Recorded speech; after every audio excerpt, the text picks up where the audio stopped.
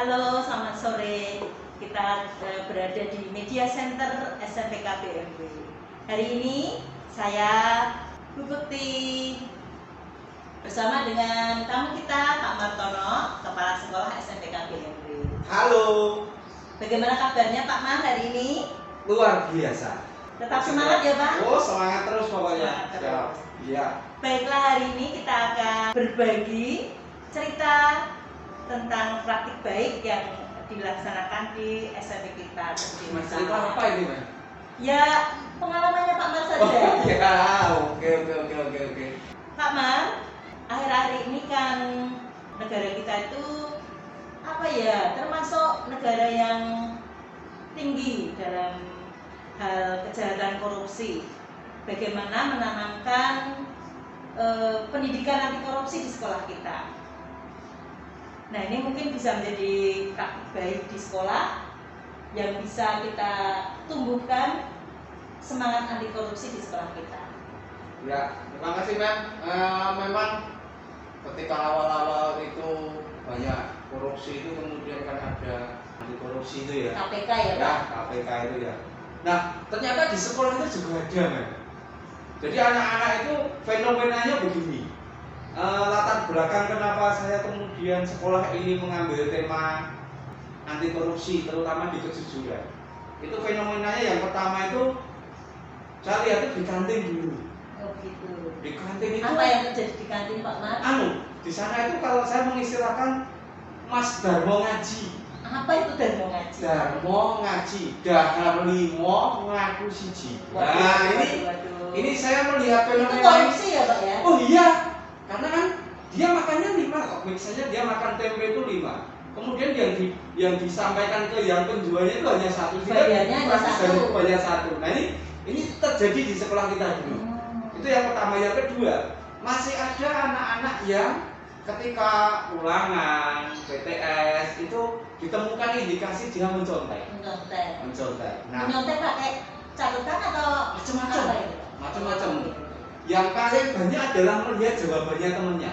Itu kemudian yang ketiga, kemudian jadi begini, yang ngurusi koperasi itu kan hanya 1 guru. Saya itu Pak. Nah iya, dulu kan waktu kita nakre itu kan kemudian itu kerepotan sekali ketika harus melayani. Iya, anak mau beli buku, penggaris atau pulpen atau pensil, tapi memang sedang ngajar. Iya. Nah ini kan kasihan Mem. Iya. Saatnya ngajar baru fokus, tahu-tahu digodok. Mau beli pensil, wah ini sangat tidak efisien. Maka kemudian ini yang melatar belakangi kemudian di sekolah kita membudayakan untuk kejujuran. Kan kalau di Kanisius itu kan disiplin, unggul, peduli, jujur, dan yang terakhir ini merdeka. Nah jujurnya ini yang kemudian kita angkat. Jadi itu adalah latar belakangnya kenapa kemudian kita mengangkat kejujuran. Misalnya yang koperasi dulu. Koperasi kita mau kalau mekanismenya baru. Kalau dulu memang harus istilahnya melayani. Sekarang swalayan. Jadi anak itu beli buku, beli pensil, beli ballpoint, penghapus, ambil sendiri, lihat harga, bayar sendiri. Kalau ada kembaliannya, ngambil kembalian sendiri. Nah tempatnya ada kotak khusus gitu ya untuk naruh uangnya di situ. Nah dulu kan kekhawatirannya adalah ini kok yang bangkrut gimana gitu ya. Wah ini yang bangkrut gimana gitu. Duitnya barangnya teh, duitnya ya teh. Nah ini kan kemudian menjadi ternyata ini tidak terjadi di tempat kita ya Mel. Artinya kan kemarin laporan terakhir 1 tahun kemarin laporannya 5 juta. Luar biasa banget. Kita tidak mengalami. Itu laba dan modal ya Pak ya. Labanya 5 juta. Iya. Nah, saya ingin mengatakannya bahwa anak-anak di sini untuk budaya kejujuran terutama untuk yang kantin, untuk yang koperasi kejujuran ini sudah mulai. Sudah ada hasilnya ya Pak? Ya sudah kelihatan nampak. Kemudian untuk yang kedua, untuk yang tes. Ketika tes itu kan itu ada form khusus ya, form khusus yang sudah dibuatkan oleh sekolah, diperbanyak sekolah. Ulangan harian itu. Untuk ulangan harian itu kan komitmen dirinya dalam mengerjakan dengan jujur. Iya. Tetapi di lain pihak juga dia menyatakan, Siapa teman saya? teman saya yang jujur disebutkan namanya, Iya. teman yang tidak jujur disebutkan namanya. Iya. Nah, ketika awal-awal anak-anak kan mau menyebutkan yang tidak jujur kan nggak berani berani. ya Pak? Udah berani Nggak ya? berani. Nggak berani. Karena Dia nggak kata enak ya yang Pak dia ya? buat. Nggak enak kan sama temannya? Nah, takutnya nanti kalau di belakang hukumnya Nah. takuan misalnya Nah. seperti itu. Nah, langkah yang berikutnya diambil setelah apa? Terus kita motivasi. Iya. Agen-agen perubahan itu selalu kita tanamkan dalam diri. Untuk kelas 7A agen perubahannya sekarang ada 5. Besok bulan depan tambah lagi sudah menjadi 7, 10 dan sebagainya. Artinya bahwa kemudian anak-anak ini sudah mulai berani. Ketika dia menemukan ketidakjujuran, Berani. dia berani paling tidak menuliskan. Menuliskan ya. Hanya menuliskan dulu Hanya ya. menuliskan saja. Belum berani laporan itu ya. Tentunya disertai dengan ketika dia dipanggil nanti untuk cross check, dia siap. Iya. Kenapa? Dia juga akan menyampaikan kejujuran bahwa dia melihat tenang, kemudian yang dilakukan apa. Itu juga kejujuran ya Pak ya? Iya. Jadi dua pihak ini saling istilahnya yang mengatakan juga jujur, kemudian kita panggil misalnya yang melakukan, ya Pak, saya kemarin memang mencontek. Kenapa? Karena tidak siap untuk ulangan. Nah itu kan menjadi Baik. ya itu. Kemudian untuk yang di kantin itu sudah mulai anak-anak itu sudah mulai kelihatan bahwa saya wawancara dengan penjualnya itu. Pripun Mbak, apakah sudah kerugiannya semakin besar atau tidak begitu ya? Ternyata fenomena yang terjadi di sana bahwa anak-anak memang sudah semakin tertata, kemudian tidak tadi ya Mas Darmo ngaji tadi tidak ada lagi. Sudah bayar beli satu bayar satu atau masih beli begini, dua bayar satu? kalau Pak? misalnya ada anak yang hari itu memang kehabisan uang, itu kita sudah ada kesepakatan dengan pihak kantin, dengan anak-anak, bayarnya boleh besok. Bayarnya boleh besok. Bayarnya Utang boleh ya, Pak, besok, ya. Bayarnya boleh Kredit, besok. kredit. Ya, artinya bahwa apa?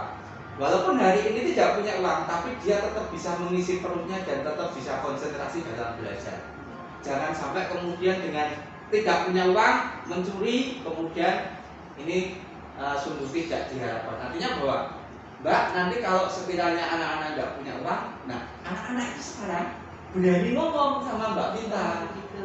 Mbak Vita, aku hari ini cuma punya uang 1.000, aku habisnya 2.000, yang 1.000 besok ya.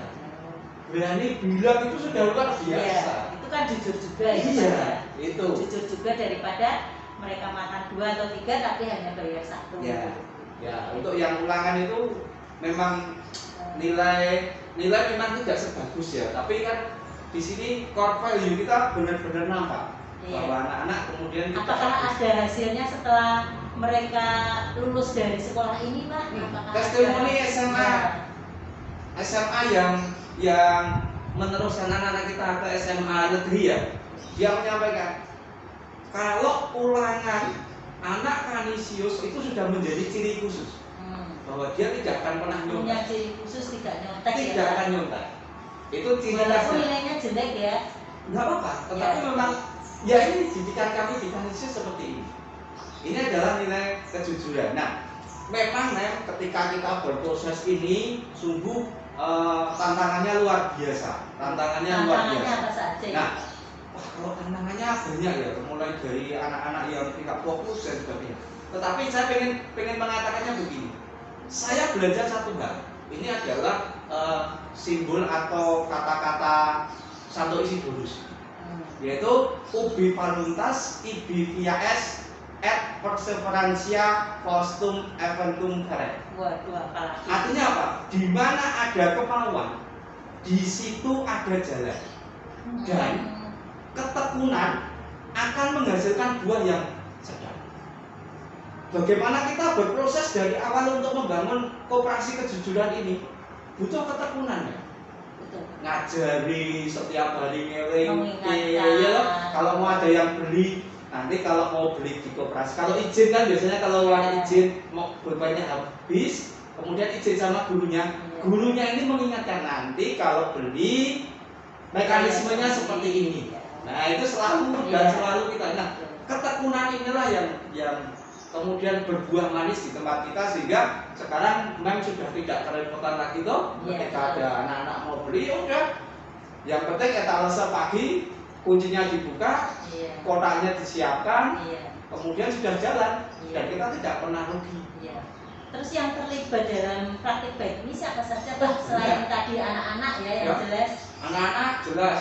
Kebijakan tentu kepala sekolah. Kemudian guru-guru dukungannya luar biasa. Kemudian seperti pengelola koperasi Mbak Vita yang ada di kantin, ya Pak ya. Dan tidak kalah lupa adalah orang tua.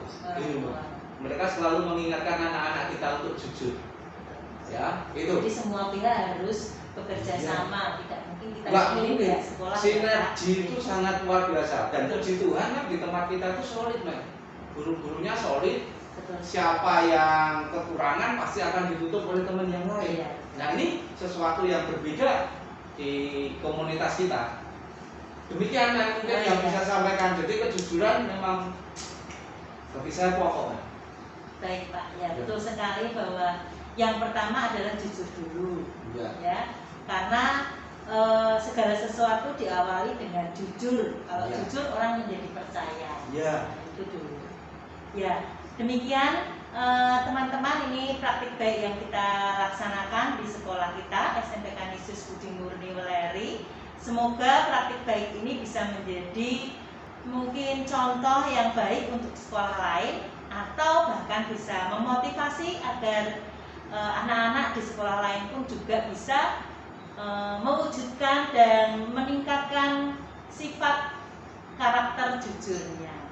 Terima kasih Pak Marto, terima kasih banyak dan sampai jumpa. SMPK, yes, Budi Murni, Jos, Kanisius.